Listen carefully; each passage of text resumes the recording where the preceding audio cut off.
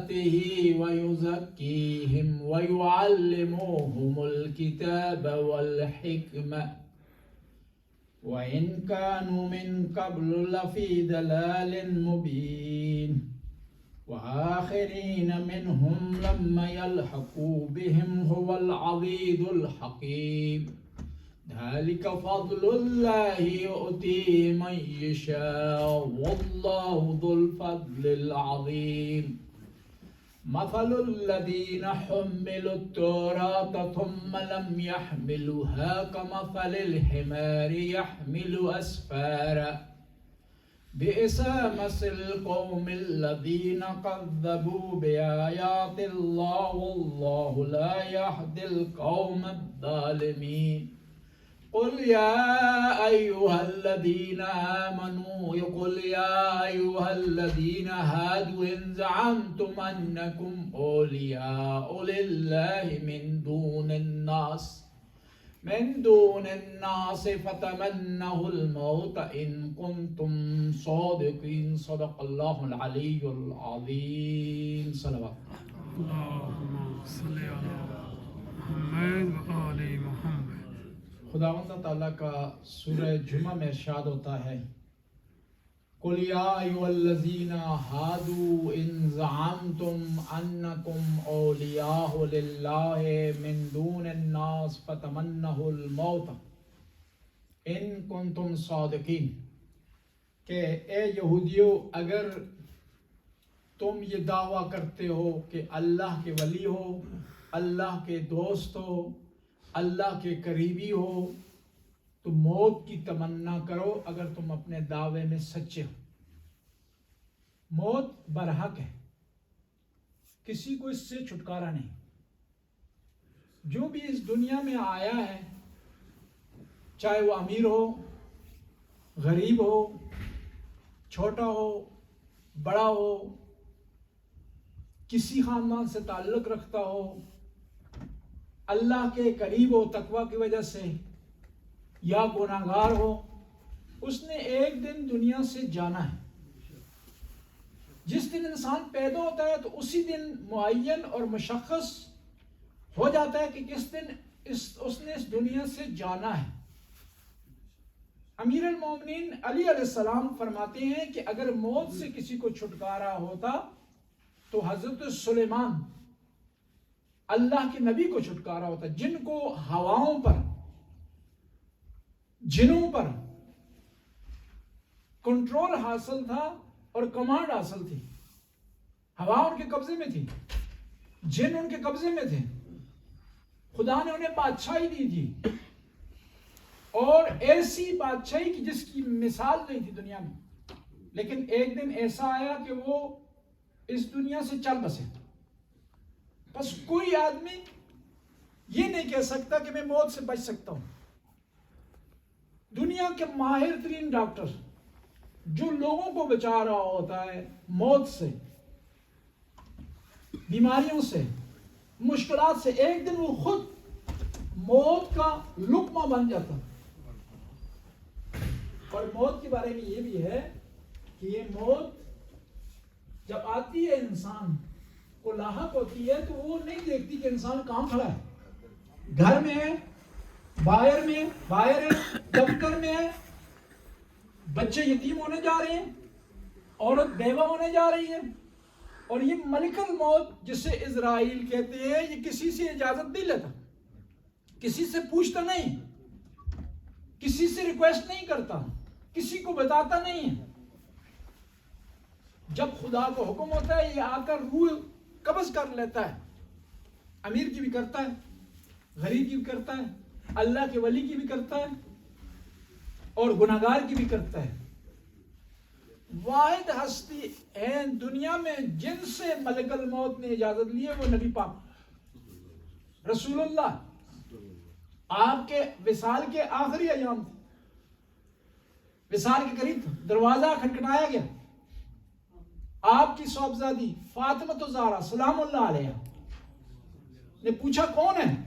میرے بابا بیمار ہیں، ان کی طبیعت ناساز ہے، تو واپس چلا جا۔ اس نے ایک دفعہ دروازہ کھٹکھٹایا، دوسری دفعہ کھٹکھٹایا، تو نبی کریم نے ارشاد فرمایا اے فاطمہ ابھی دروازے پر وہ ہے جو کسی سے اجازت نہیں مانگتا، کسی سے ریکویسٹ نہیں کرتا، کسی کو بتاتا نہیں یہ تیری عظمت ہے، یہ تیرا مقام ہے اور تیرے بابا کا مقام ہے، کہ یہ دروازے پر آ کر رک گیا اور اجازت کا طلبگار ہو رہا ہے، ایک خادم کی حیثیت سے دروازے پر کھڑا ہے۔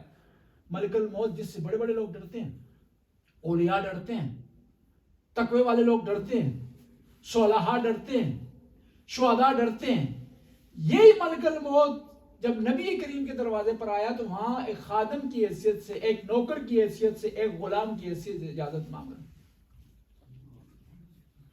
اب موت سب کو آنی ہے، کیا کریں کہ یہ موت آسان ہو جائے، اس میں آسانیاں آ جائیں، اس میں پریشانی کم ہو۔ اس نبی کو یاد کریں کہ جس نبی کے دروازے پر یہی ملک الموت آنے کے لیے اجازت مانگتا تھا، جب اس کو یاد کریں گے، اس کو وسیلہ بنائیں گے، اس کو اپنے اور خدا کے درمیان قرار دیں گے، تو یہ موت آسانی میں تبدیل ہو جائے گی۔ ورنہ یہ موت بڑی مشکل ہے۔ کسی ولی اللہ سے کسی نے سوال کیا کہ موت کیا ہے، کس طرح آتی ہے، انسان کی کیفیت کیا ہوتی ہے مرتے وقت، مرتے وقت اس کی پوزیشن کیا ہوتی ہے؟ تو ولی اللہ نے جواب دیا، عام آدمی نے جواب نہیں دیا، ولی اللہ نے جواب دیا کہ آپ کسی کپڑے کو خاردار جھاڑی پر ڈال دیں اور اس کو پریس کریں، پھر اس کو کھینچیں، تو جو حالت اس کپڑے کی ہو جاتی ہے، انسان کی بھی موت کے وقت وہ حالت ہو جاتی ہے۔ لیکن کچھ کام ایسے ہیں جو موت کے لیے آسانی کا سبب بنتے ہیں۔ سورہ کہف کی تلاوت کریں، اپنے لیے روٹین بنا لیں تو موت میں آسانی ہو جاتی ہے۔ حدیث قصہ کی تلاوت کریں، موت میں آسانی ہو جاتی ہے۔ حق ادا کریں اپنے رشتہ داروں کا، موت میں آسانی ہو جاتی ہے۔ سعد ابن معاذ ہیں، نبی کے پیارے صحابی، قابل اعتماد صحابی، اور جب بھی نبی کریم کو نمائندہ بنانے کی ضرورت پڑتی تھی یہودیوں کے لیے تو ان کو نمائندہ بناتے تھے۔ یہ فوت ہوئے ہیں، نبی کریم نے جنازہ پڑھایا، غسل دیا ان کو، اور نبی کریم ان کے جنازے میں پیادل چل رہے تھے، جوتی کے بغیر، نالین کے بغیر۔ کسی نے کہا یا رسول اللہ آپ نے پہلے ایسا نہیں کیا کہ جوتی کے بغیر آپ چل رہے ہوں، کیا کیوں نہ چلتا اور کیوں نہ چلوں؟ کیونکہ میں دیکھ رہا ہوں کہ سعد کے جنازے میں فرشتے موجود ہیں، فرشتے آئے ہیں، اتنی عظیم ہستی۔ لیکن جب قبر میں اتارے گئے تو ماں نے کہا کہ سعد تو کتنا خوش قسمت ہے کہ نبی نے تجھے غسل دیا ہے، کفن پہنایا ہے۔ خوش قسمتی بھی ہے، ہم تو خوش قسمتی حاصل کرتے ہیں نبی کا نام لے کر۔ وہ صحابہ کرام اتنی عظیم ہستیاں تھیں کہ جن کو پیغمبر نے غسل دیا، جن کو کفن پہنایا پیغمبر نے، کہاں کتنا خوش قسمت ہے۔ ابھی یہ قبر اس کے لیے گل گلزار بن جائے گی۔ کس نے کہا؟ ماں نے کہا۔ پیغمبر نے ارشاد فرمایا کہ اے خاتون جلدی نہ کر، فیصلہ کرنے میں جلدی نہ کر، اس سعد کو عذاب قبر آنے والا ہے۔ سچا رسول ارشاد، سچے رسول ارشاد فرما رہے ہیں، جن کی سچائی کی گواہی قرآن نے دی ہے، خدا نے دی ہے۔ کہا وہ کیسے؟ آپ نے تو غسل دی ہے، آپ نے کفن پہنایا، آپ جو بغیر جوتی کے ان کے جنازے میں چلے ہیں۔ کہا سب کچھ ہوا، اس کی جزا سے بعد میں ملے گی، کیونکہ اپنی زوجہ سے، اپنے تعلق داروں سے اس کا اخلاق اچھا نہیں تھا۔ قبر جس آدمی کو فشار دیتی ہے، تنگی کا باعث بنتی ہے، اس کے لیے تاریکی کا باعث بنتی ہے، کس آدمی کے لیے بنتی ہے؟ اس آدمی کے لیے جو اپنے بچوں کے حقوق ادا نہیں کرتا، بد اخلاقی سے پیش آتا اور ان کی مجبوری سے فائدہ اٹھاتا ہے۔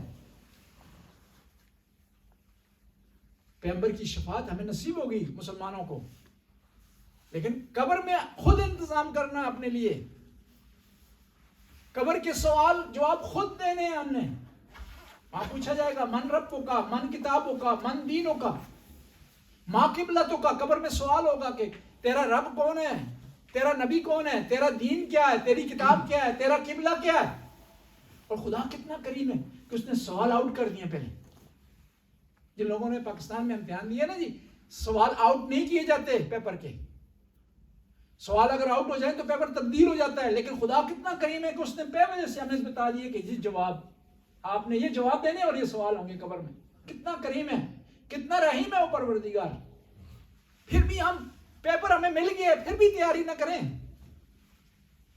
اسی طرح جس آدمی کو پیپر اس کے لیے آؤٹ ہو گیا ہے اس کو بتا دیجیے کہ پوری کتاب سے یہ 5 سوال آئیں گے، پھر بھی وہ تیاری نہ کرے، پھر بھی کوشش نہ کرے، پھر بھی اسٹرگل نہ کرے، تو اس میں اس کا اپنا قصور ہے. اب سوال یہ پیدا ہوتا ہے کہ یہ چند سوال ہوں گے قبر میں، تو ہم لکھ کر کے سوالوں کے ساتھ سوال اور جواب دونوں قبر میں کفن میں رکھتے ہیں. فرشتے آئیں گے تو یہ آدمی جو فوت ہوا ہے یہ جواب دے دے گا؟ نہیں. جب یہ کہا جائے گا کہ من ربو کا، تیرا رب کون ہے، تو وہی جواب دے سکے گا جس نے اس دنیا میں اپنے پروردگار کے سامنے سجدہ کیا ہوگا، رکوع کیا ہوگا، نماز کی نیت کی ہوگی. دوسرا آدمی جواب نہیں دے سکتا. ورنہ اتنی آسان ہو کہ من ربو کا، اللہ جل جلال ربی کہنا تو آسان ہے.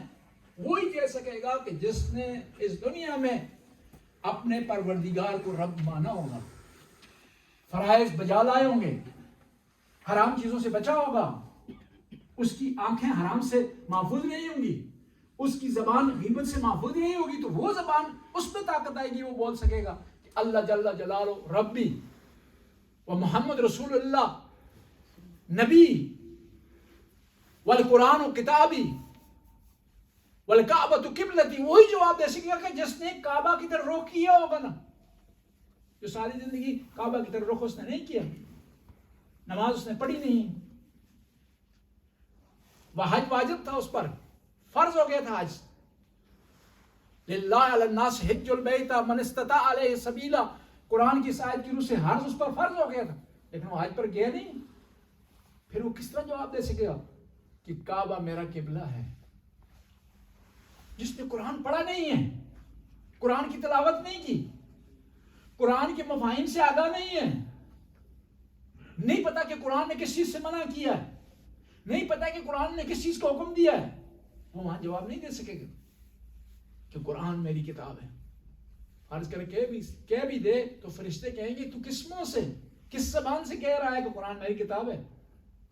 قرآن تو تیرے گھر کی طاق میں پڑی رہی ہے، اس پر گرد و غبار آتا رہا ہے، تو نے اسے کھول کر بھی نہیں دیکھا، تو نے اس کے ورق ہی نہیں پلٹے،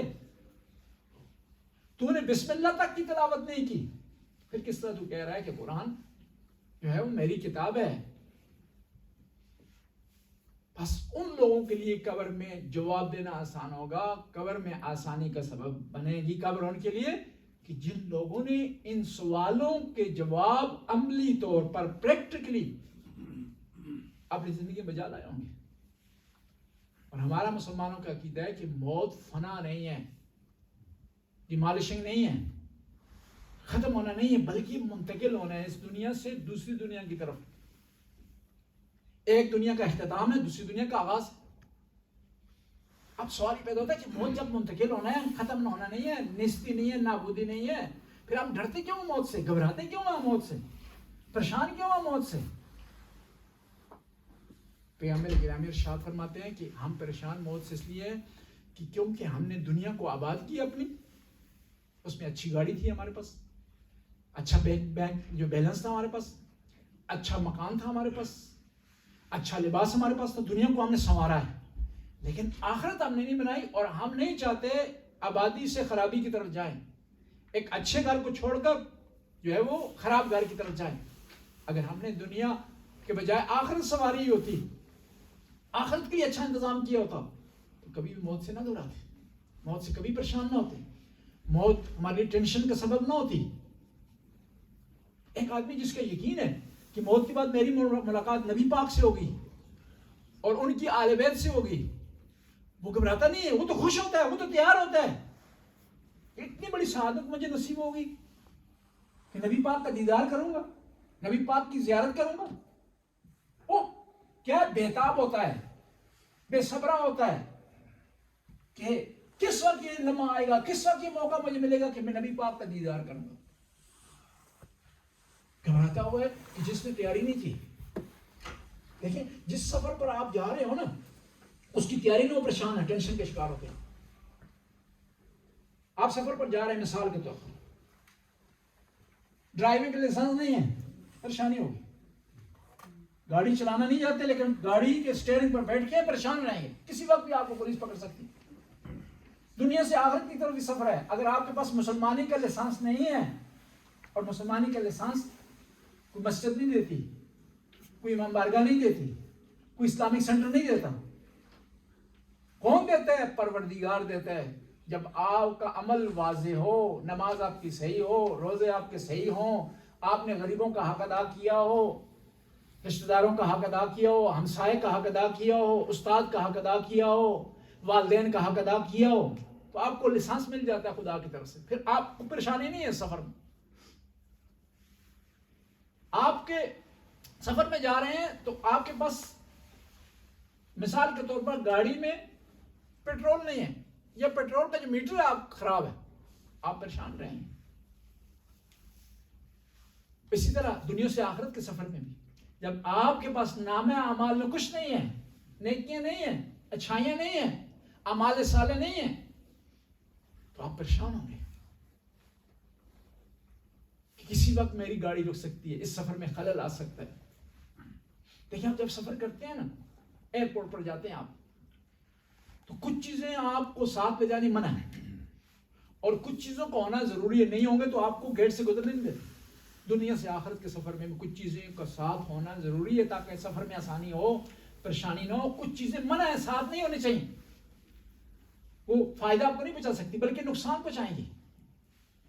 وہ مال صرف آپ نے صحیح طریقے سے حاصل نہیں کیا، وہ مال جس میں سے جو ہے وہ رشتہ داروں کا حق ادا نہیں ہوا، وہ مال جس میں سے دوستوں کا حق ادا نہیں ہوا، وہ مال جس میں غریبوں کا حق ادا نہیں ہوا، وہ آپ کے ساتھ ہے، وہ آپ کو فائدہ نہیں پہنچا سکتا اس سفر میں.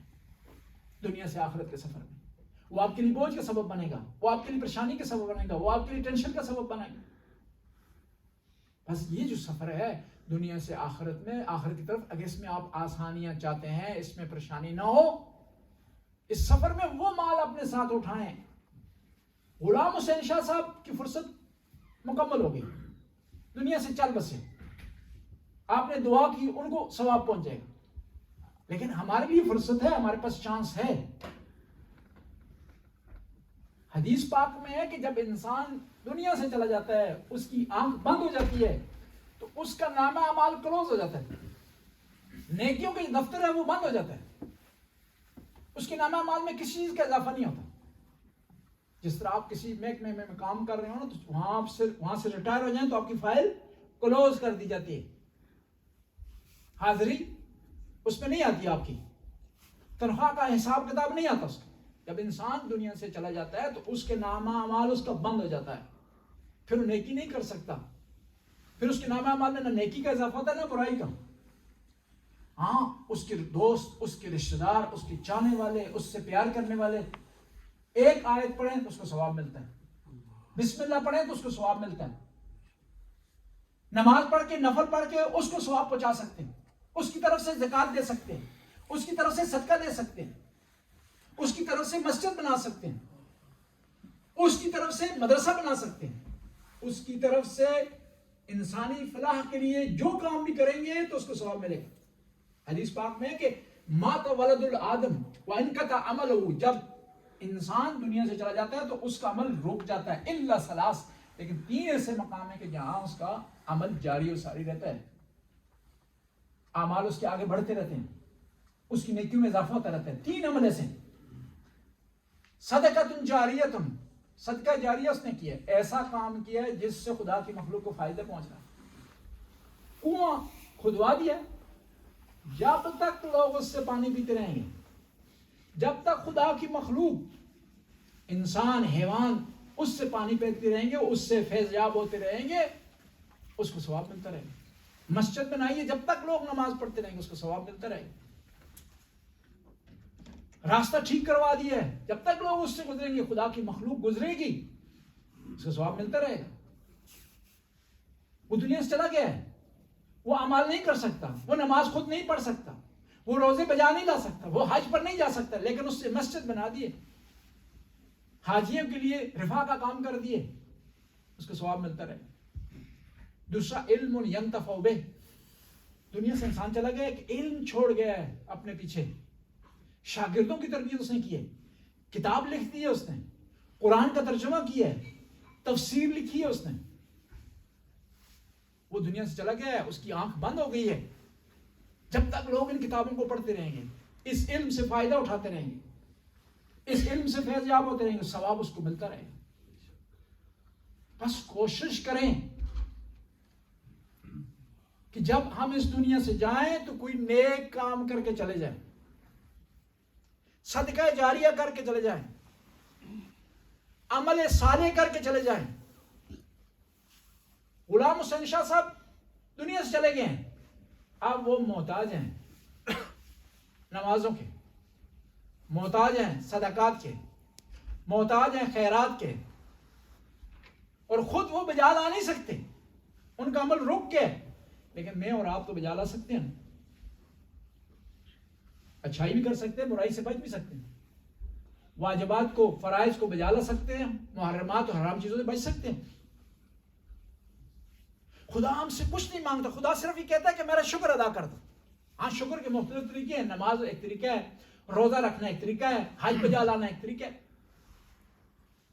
اور وہ خدا جس نے ہمیں نعمتوں سے نوازا ہے، آنکھوں کی نعمت جس نے دی ہے، زبان کی نعمت اس نے دی ہے، ہمیں اولاد کی نعمت اس نے دی ہے، اور جو بھی نعمت اس نے دی ہے اس نعمت کے حوالے سے شکر ادا کرنا چاہیے۔ آنکھوں کی نعمت، شکر یہ ہے کہ آپ قرآن کی تلاوت کریں، شکر یہ ہے کہ والدین کی چہرے کی طرف پیار اور محبت سے دیکھیں، زبان کی نعمت یہ ہے کہ قرآن کی تلاوت کی جائے، نماز پڑھی جائے، مال کی نعمت یہ ہے کہ خدا کے راستے میں خرچ کیا جائے، مال کی نعمت یہ ہے کہ حج بجا لایا جائے، اور خدا نے سب سے بڑی جو نعمت ہمیں دی ہے وہ ایمان کی نعمت دی، مسلمان ہونے کی نعمت دی، توحید پر ایمان، نبوت پر ایمان، قیامت پر ایمان، یہ بہت بڑی نعمتیں ہیں۔ اور پھر نعمت خدا نے نوازا، نعمت سے اولاد کی نعمت سے نوازا، اور ان نعمتوں سے متعلق سوال ہوگا، پوچھا جائے گا، یہ جو نعمت ہم نے دی تھی، یہ جو مال ہم نے تمہیں دیا تھا، یہ اولاد تمہیں ہم نے جو دی تھی، اس کو تو نے کس طرح استعمال کیا؟ ہم نے دیکھیں، آپ کو کوئی تحفہ دیتے ہیں نا،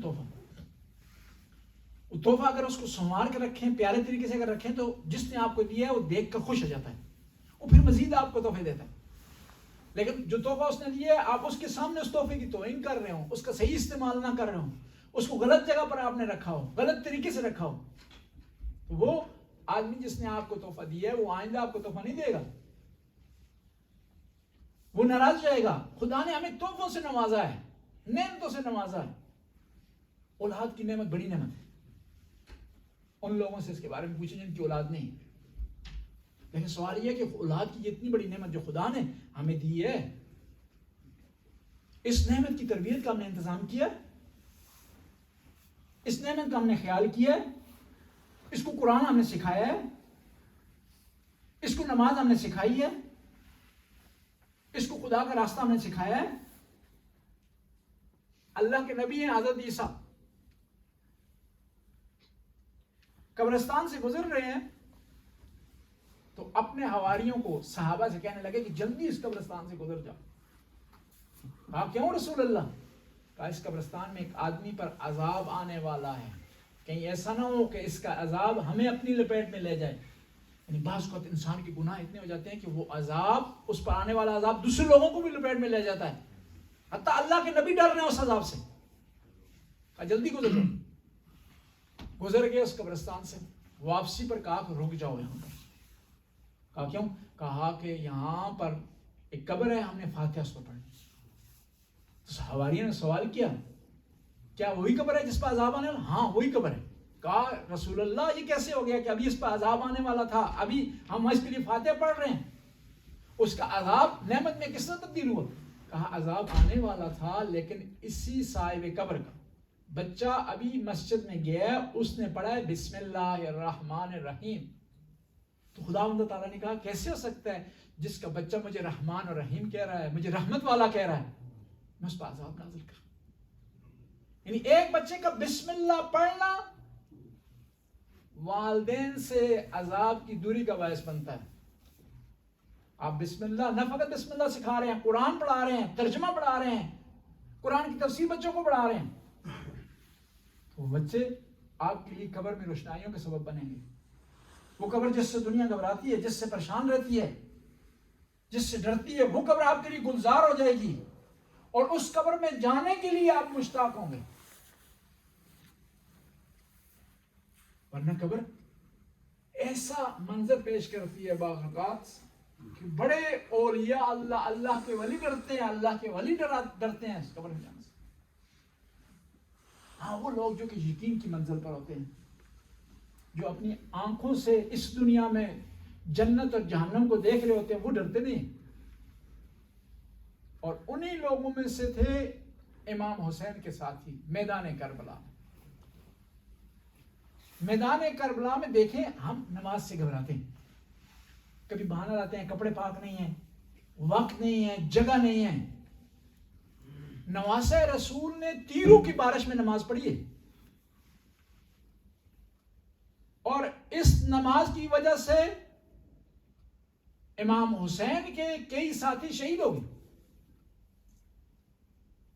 لیکن نماز کو انہوں نے چھوڑا نہیں، ترک نہیں کیا. امام حسین کے ایک ساتھی ہیں عبداللہ ابن سعید، یہ آئے ہیں 10ویں محرم کو امام حسین کے پاس، جب امام حسین کے لشکر کو 30,000 یزیدی لشکر نے اپنے گھیرے میں لیا ہوا ہے. کہا یبن رسول اللہ، نواسہ رسول نماز کا وقت ہو گیا. تو امام حسین نے انہیں دعا دی ہے کہ خدا تجھے نمازیوں کے ساتھ اٹھائے، تو نے نماز کے وقت ہمیں یاد دلایا. امام حسین کھڑے ہوئے ہیں، امام حسین کے ساتھی کھڑے ہوئے ہیں، جتنے ساتھی نماز کی صف میں کھڑے تھے اتنے آگے کھڑے تھے تیروں کو روکنے کے لیے.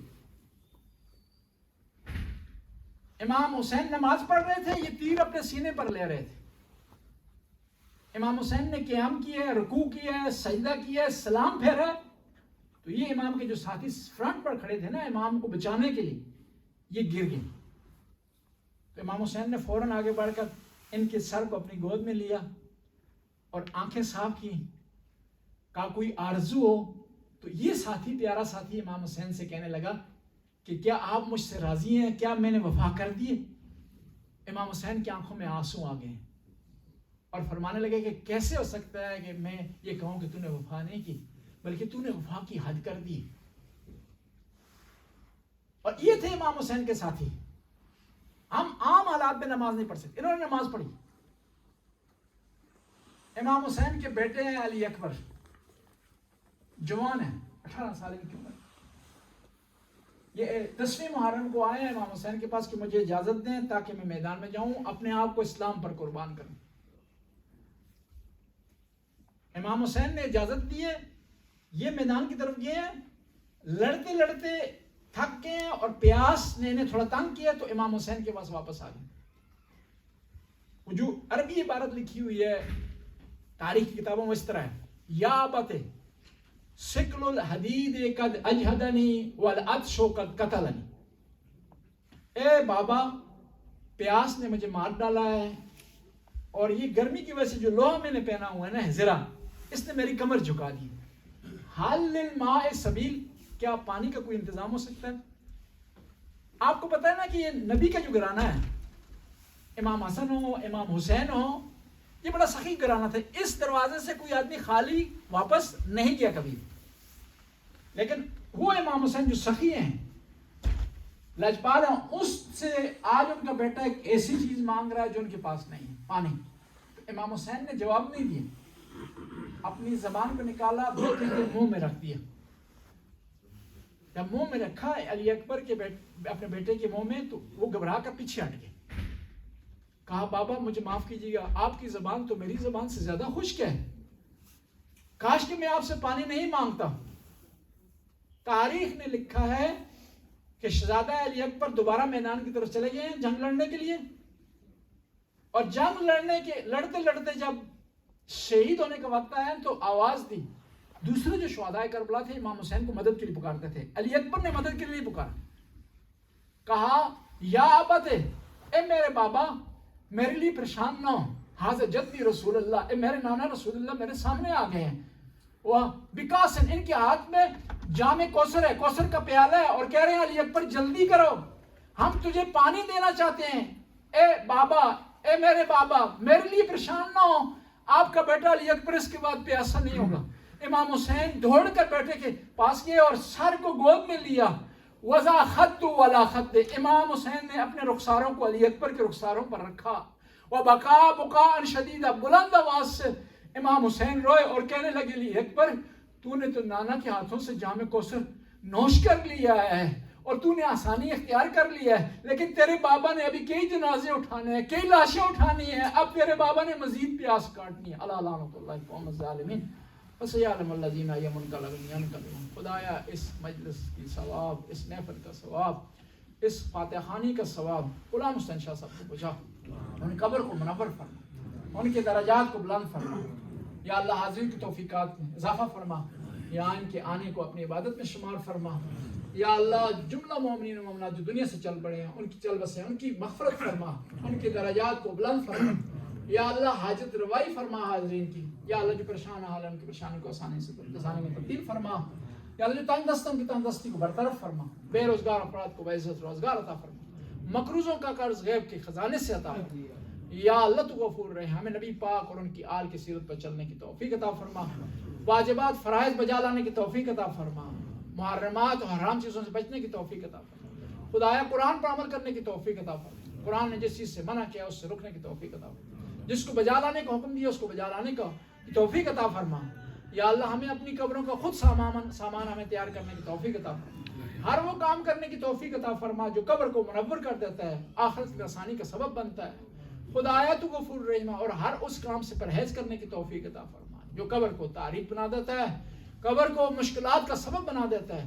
ربنا آتنا فی الدنیا حسنہ وفی الآخرۃ حسنہ وقنا عذاب النار. اللہم صلی علی محمد وآلہ